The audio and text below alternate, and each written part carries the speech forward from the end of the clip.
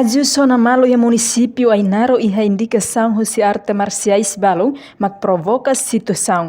Lehirak nehatohu si porta-voz Polícia Nacional Timor-Leste PNTL, Superintendente Antônio da Luz, e a Comando Geral Caicoli terça-feira, lorong hat fulan julho tinan rihun rua ruan Lores Sintolo.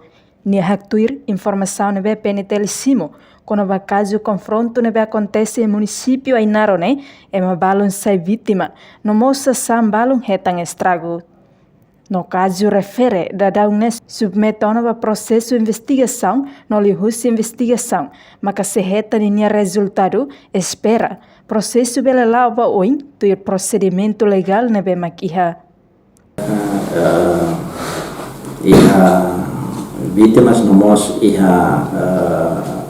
sasam balo nebe maka estraga nebe no processo nebe ona encata kita entrega ba processo de investigação maka se reta minha resultado e toda a esperança que o processo lava hoje todo o procedimento legal makia. Entretanto, parte da investigação, hamutu ko PNTL, hahuona halo investigação, ba caso refere para ver hatene lolo suspeito siranebe mak envolve e ha caso confronto ne reportagem Melan Conceição Febriana dos Santos Televisão Timor Post.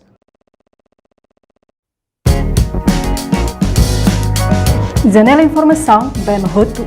Atu tem informação atual dia Clio que tá haluha.